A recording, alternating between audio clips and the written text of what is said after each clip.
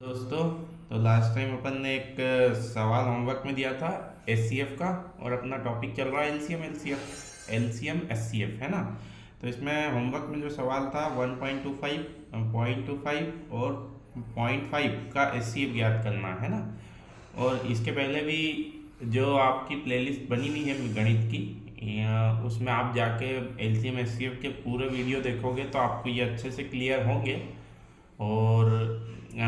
और अधिक जानकारी चाहिए आपको तो हमारा जो टेलीग्राम चैनल है उन्नयन विद्या हब, उसको आप ज्वाइन कर लो। उस पर सारे जो भी डिटेल रहती है वो आपको हम प्रोवाइड करेंगे, वैकेंसी से रिलेटेड या अदर इंफॉर्मेशन से रिलेटेड भी। ठीक है, तो अपन इसका आप सॉल्यूशन देखेंगे।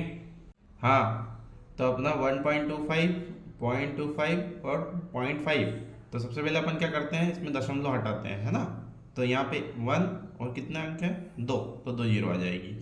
यहाँ पे भी दशमलव हटेगी तो कितने अंक है 1 2, तो 2 जीरो आ जाएगी। ठीक है, यहाँ पे भी दशमलव हटेगी तो यहाँ पे कितने अंक है 1, तो 1 जीरो आ जाएगी। ठीक है, इसके बाद पहले इसको अपन लिख लेते हैं 125/100, 25/100 और 5/10। ठीक है, मतलब 125/100, 25/100 एंड 5/10। ठीक है, अब इसमें यह बताया था कि एचसीएफ जब निकालना है वो भी दशमलव वाला, तो इसमें अपन इसको छोटे से छोटे हिस्सों में काट लेते हैं। ठीक है, तो ये कट रहा है 5 से, 5 दूना 10, 2 बचे, 5 25, 5 दूना 10। ठीक है, फिर 5 से कट रहा है, 5 25, 5 20, तो इसका आया 5/4। ठीक है, ये भी 5 से कट रहा है, 5 25, 5 दूना 10, फिर कट रहा है 5 एकम 5, 5 20, तो 1/4। और ये भी 5 से कट रहा है, 5 एकम 5, 5 दूना 10, तो ये आया 1/2। अपन इसको शॉर्ट फॉर्म में काट के अब इसका एचसीएफ निकालेंगे। ठीक है, अब ये अपना प्रॉपर सवाल हो गया है। ठीक है, तो इसमें क्या होगा, जो अंश है उसका तो क्या निकलेगा एचसीएफ, और जो हर है उसका क्या निकालेंगे अपन एलसीएम। बाकी पूरा कॉन्सेप्ट वही रहेगा। ये पुराने वीडियो में हम बता चुके थे कि ऐसा क्यों करते हैं, है ना। आप पुराना वीडियो देखोगे तो आपको अच्छे से क्लियर हो जाएगा। तो 5/4, 1/2, 1/4 और 1/2, है ना। तो मैंने क्या बोला, ऊपर मतलब जो है अंश उसका एचसीएफ और नीचे हर का एलसीएम। तो अपन एचसीएफ इंडिविजुअली निकालते हैं अलग अलग, है ना। ठीक है, ये हो गया, ये हो गया। तो यहाँ पे 5 से जा रहा है, 5 एकम 5, यहाँ 1 से एक बार, यहाँ भी 1 से एक बार। ठीक है, यहाँ 1 1 1 ऐसा भी लिख सकते हो आप, तो कोई उसमें प्रॉब्लम नहीं है। तो इसका एचसीएफ 5, 1 और 1 का एचसीएफ आएगा 1। ठीक है, अब अपन जो हर था, हर में क्या थी अपनी संख्या 4 4 2 का एलसीएम निकालेंगे, है ना। एलसीएम अपना साथ में निकलता है 4 4 2, तो एलसीएम निकालते हैं। तो इसमें 2 से जा रहा है, 2 दूनी 4, 2 दूनी 4, 2 एकम 2। ठीक है, फिर 2 से जा रहा है, 2 एकम 2, 2 एकम 2, और ये लास्ट में 1 1 आ गया, मतलब अपना एलसीएम कंप्लीट। तो अपन यहाँ पे लिख लेते हैं जो ये लिखे हैं गुणा जिसके 2 और 2, तो 4 4 और 2 का एलसीएम हो जाएगा 2 गुणा 2, मतलब 4। ठीक है, हाँ, तो अपना 5 1 1 का एचसीएफ आया था 1, और 4 4 2 का एलसीएम आया था 4। तो अपन इसका जो प्रॉपर आंसर लिखेंगे 5/4, 1/4 और 1/2 का एचसीएफ, है ना।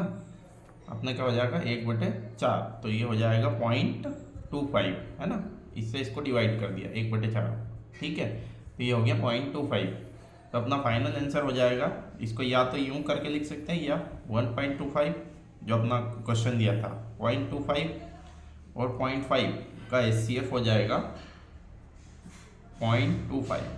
ठीक है, यही इसका एचसीएफ होगा। हाँ, तो अपन अब एलसीएम और एचसीएफ में नेक्स्ट टाइप के सवाल देखते हैं, जो मतलब जिसमें एलसीएम एचसीएफ को एक संख्या और मतलब दूसरी संख्या, इससे रिलेटेड एक मतलब इस टाइप के क्वेश्चन आते हैं इसमें। तो इसके पहले अपन ने जो दशमलव वाले क्वेश्चन एलसीएम और एचसीएफ में करे थे, उससे रिलेटेड कुछ भी डाउट हो तो आप हमको बताइए कमेंट बॉक्स में। तो अपन ये वाला सवाल आज देखते हैं कि जो संख्या पद्धति वाले सवाल है वो कैसे होते हैं। ठीक है, जैसे कि यहाँ पे क्या लिखा है, दो संख्याओं का लघुत्तम समापवर्तक 1920 तथा महत्तम समापवर्तक 16 है। यदि इनमें से एक संख्या 128 है तो दूसरी संख्या क्या होगी। तो इस टाइप के सवाल कैसे होते हैं, यहाँ पे जैसे लघुत्तम समापवर्तक कितना दिया है पहले अपन लिख लेते हैं सब कुछ। तो आपको मैं एक इसका बता भी देता हूँ कि इसका पैटर्न क्या है ना। तो लघुत्तम समापवर्तक 1920 मतलब LCM है ना, शॉर्ट में अपन जो लिखते हैं इंग्लिश में। एंड महत्तम समापवर्तक क्या दिया है यहाँ पर, महत्तम समापवर्तक क्या दिया है, 16। ठीक है, और एक संख्या दी है इसमें, एक संख्या जिसका मान अपनों को दिया है 128 है ना। तो दूसरी संख्या इसमें, दूसरी संख्या अपनों को क्या करना है, निकालना है। ठीक है, ये चार चीज़ का रिलेशन रहता है। इन चार का रिलेशन कैसे रहता है ये अभी मैं आपको अच्छे से समझा देता हूँ। ठीक है, देखो यहाँ पे जो रहता है LCM इंटू या गुणा SCF है ना, ये किसके बराबर रहता है, जो एक संख्या रहती है अपनी वो, ठीक है, उसका गुणा होता है दूसरी संख्या में। बस यही इसका सीधा सा कॉन्सेप्ट है और सिंपल सा है। ठीक है, कोई बड़ा भारी उसमें रूल नहीं है। ठीक है, तो यहाँ पे क्या रहता है, LCM का गुणा SCF में होता है। इसके किसके बराबर रहता है, ये एक संख्या बराबर एक संख्या इन गुणा दूसरी संख्या। ठीक है, तो अपनों को सीधा सा दिख रहा है यहाँ पे LCM कितना दिया है, 1920 दिया है ना। कौन दिया है, LCM है ना, ये रहा। और SCF कितना दिया है, 16 बराबर किसके हो जाएगा, 128 गुणा दूसरी संख्या, या दूसरी संख्या को अपन एक से या कुछ भी मान सकते हैं, पर यहाँ पर अपन ने दूसरी संख्या लिख लिया। ठीक है, अब क्या होता है, किससे कट रहा है ये अपन देख लेते हैं पहले। 1920 गुणा 16, ये 128 इसके बटे में आ गया बराबर दूसरी संख्या। ठीक है, तो अपन यहाँ पे सबसे पहले क्या करते हैं, 2 से काट लेते हैं। 2 8 16, 2 6 12, 2 चौक 8, 8 के पहाड़े में 64 आता है 8 बार। ठीक है, फिर 8 से इसको काटते हैं अपन, 8 दूना 16, 3 बचे, 8 चौक 32, उड़ी 0। तो अपनी दूसरी संख्या कितनी आ चुकी है, दूसरी संख्या कितनी आ चुकी है यहाँ पे 240। यही इसका आंसर, बहुत सिंपल है। हाँ, तो अगला सवाल अपन देखते हैं इस टाइप का ही। दो संख्याओं के महत्तम समापवर्तक तथा लघुत्तम समापवर्तक अपनों को क्रमशः दिए 8 और 48। यदि इनमें से एक संख्या 24 है तो दूसरी संख्या क्या होगी, है ना। तो अपन लिख लेते हैं पहले, सबसे पहले महत्तम समापवर्तक है ना, समापवर्तक। ठीक है, ये कितना दिया है, SCF शॉर्ट में लिख लें अपन। तो ये कितना दिया है, 8 है ना। और लघुत्तम समापवर्ती कितना दिया है, लघुत्तम समापवर्ती है ना, LCM, ये कितना दिया है, 48। और एक संख्या अपने को कितनी दी है, 24 मतलब 24, और दूसरी संख्या अपने को निकालना है ना। तो इसका सीधा सा कॉन्सेप्ट अभी भी बताया था, एक बार वापस लिख देता हूँ। LCM गुणा SCF किसके बराबर होता है, एक संख्या गुणा दूसरी संख्या है ना। सीधा सा फंडा है इसका, बस आपको इतना ध्यान रखना है। तो अपनों को LCM कितना दिया है, 48, SCF कितना दिया है, 8, और एक संख्या कितनी दी है, 24। अपनों को दूसरी संख्या निकालना है ना। तो अपन ने क्या करा था, 48 गुणा 8, ये इधर आ जाता है, मतलब इधर मतलब अपॉन में है ना, बटे में, बराबर दूसरी संख्या। ठीक है, तो यहाँ पे 8 के टेबल में 24 आता है, 8 3 24, 3 से कटेगा ये, 3 एकम 3, 3 6 18। तो ये दूसरी संख्या कितनी आ रही है अपनी, 16। ठीक है, यही इसका आंसर हो जाएगा। हाँ, तो अपन इसका नेक्स्ट टाइप का इसका सवाल देखते हैं, मतलब इसी टाइप का है नेक्स्ट सवाल। दो संख्याओं का महत्तम समापवर्तक 11 तथा लघुत्तम समापवर्ती 7700 है ना। यदि इनमें से एक संख्या 275 है तो दूसरी संख्या क्या होगी। ठीक है, तो सेम ही है, महत्तम समापवर्तक है ना, ये कितना दिया है 11 दिया है, मतलब 11, ठीक है। और लघुत्तम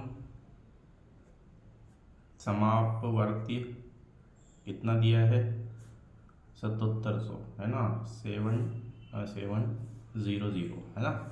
एंड एक संख्या कितनी दी है अपनों को यहाँ पे, 275। तो अपनों को क्या निकालना है, दूसरी संख्या, है ना। इसमें ज़रूरी नहीं कि पहली संख्या ही दे, इन चारों में से कोई सा भी एक डिजिट वो फाइंड करने के लिए बोल सकता है, बट मतलब जो रूल है वो इस टाइप से फॉलो होगा, है ना। तो एलसीएम गुणा एचसीएफ इक्वल टू होता है एक संख्या गुणा दूसरी संख्या। अभी तक अपन ने ये पढ़ लिया है ना। तो इसमें क्या होता है, एलसीएम अपना कितना दिया है, 7700, मतलब 7700 गुणा एचसीएफ कितना दिया है, 11, मतलब 11, ठीक है। एक संख्या कितनी है, 275, मतलब 275, और दूसरी संख्या अपनों को निकालनी है ना। तो इसमें क्या करेंगे अपन, वही चीज़ फिर से 7700 गुणा 11/275, यहाँ पे दूसरी संख्या निकालना है ना। तो अपन क्या करते हैं, सबसे पहले 11 से काट देते हैं, 11 दूना 22, कितने बचे, 5, 11 पंजे 55, ठीक है। अब अपन काटते हैं 5 से, 55 25, 5 एकम 5, 2 बचे, 55 25, 2 बचे, 5 चौक 20 और 0, है ना। फिर 5 से काट देते हैं इसको, 5 3 15, भागनी जाती है इसकी 0, 5 8 40। तो ये आता है दूसरी संख्या अपनी, जो इसका आंसर भी आएगा। दूसरी संख्या कितनी आ रही है, 308, मतलब 308, यही इसका आंसर है। हाँ, तो होमवर्क में हम इस टाइप का एक क्वेश्चन दे रहे हैं आपको, जो आपको कमेंट बॉक्स में इसका आंसर देना है। तो सवाल है, दो संख्याओं का महत्तम समापवर्तक 12 तथा लघुत्तम समापवर्ती 1080, है ना, 1080 है। यदि इनमें से एक संख्या 108 है तो दूसरी संख्या क्या होगी। सेम पैटर्न अभी तक अपन ने जो पढ़ा है उस टाइप से आपको ये सवाल करना है होमवर्क में। कमेंट बॉक्स में इसका आंसर दीजिए, और डिस्क्रिप्शन में हमारे टेलीग्राम की लिंक भी डली हुई है, उन्नयन विद्या हब जो चैनल का नाम है, आप उसको ज़रूर ज्वाइन कर लें। जो भी आपको इन्फॉर्मेशन रहेगी वहाँ पे बिल्कुल मिलेगी, वैकेंसी से रिलेटेड और अदर जो भी इन्फॉर्मेशन पढ़ाई से रिलेटेड रहेगी, तो उसको ज़रूर ज्वाइन कर लें, ठीक है। Thank you so much.